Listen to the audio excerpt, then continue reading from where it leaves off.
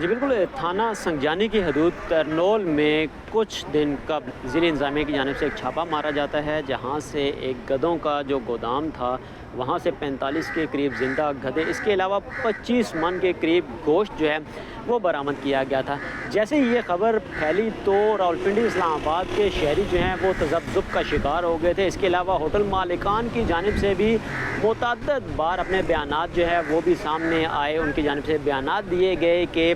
گدھوں کا گوشت جو ہے وہ ہوٹلز پر یا ریسٹورنٹس پر یا دیگر جو بھی ہوٹل ہیں وہاں پر تقسیم یا سپلائی نہیں ہوتا تھا، کیونکہ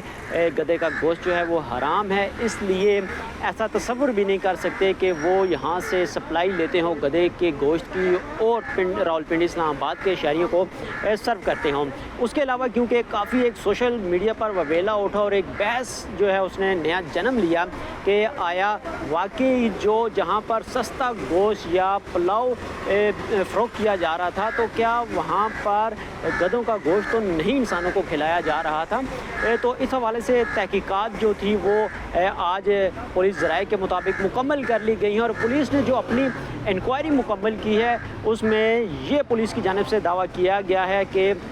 جو گدھوں کا گوشت تھا وہ راولپنڈی یا اسلام آباد سمیت کہیں پر بھی کسی بھی علاقے میں سپلائی کے کوئی بھی شواہد جو ہے وہ پولیس کو نہیں ملے۔ اس کے علاوہ کیونکہ پولیس نے جب چھاپہ مارا تو وہاں پر 45 کے قریب جو تھے وہ زندہ گدھے بھی موجود تھے۔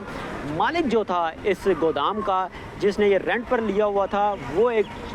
چائنیز باشندہ ہے جس نے آج پولیس کو اپنا بیان بھی جو ہے وہ ریکارڈ کروا دیا ہے، جس میں اس نے کہا ہے کہ یہ گوشت جو تھا اور اس کے علاوہ جو کھالیں تھیں جو یہ چائنا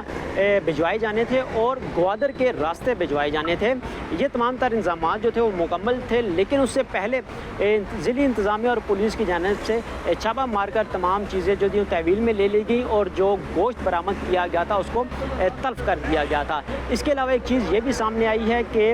جو باقیات تھیں، کیونکہ گدھوں کو جب کاٹا جا رہا تھا تو باقیات کہاں گئیں، یہ ایک اہم سوال تھا۔ اس پر پولیس کی جانب سے یہ انکوائری میں بات سامنے آئی ہے، جو پولیس نے انکوائری کی ہے کہ جو گدھوں کی باقیات تھیں اس کو اسلام آباد کے سیکٹر C16 میں دفن کر دیا گیا تھا، وہاں پر ڈمپ کر دیا جاتا تھا، مٹی کے اندر جو ہے ان کو دفنا دیا جاتا تھا، ڈمپ کر دیا جاتا تھا۔ اب کیونکہ باقاعدہ طور پر انکوائری جو ہے وہ مکمل کر لی گئی ہے اور اس میں یہ بھی بتایا جا رہا ہے کہ 2 افراد جس میں فیاض نامی شخص جو ہے، کیونکہ وہ اس کی یہ جگہ تھی، وہ اس جگہ کا مالک تھا، اس نے یہ گودام جو ہے رینٹ آؤٹ کیا تھا، رینٹ پر دیا تھا ایک چائنیز باشندے کو، تو فیاض کو بھی گرفتار کر لیا گیا۔ اس کے علاوہ ایک اور جو پراپرٹی ڈیلر جنہوں نے یہ گودام جو تھا رینٹ پر دلوایا تھا، عامر نام ہے اور ٹیکسلا کا رہائشی ہے، اس کو بھی پولیس نے تحویل میں لیا ہے۔ اس کے علاوہ پولیس کی جانب سے یہ بھی کہا جا رہا ہے کہ مزید اس میں بھی تحقیقات کی جا رہی ہیں، لیکن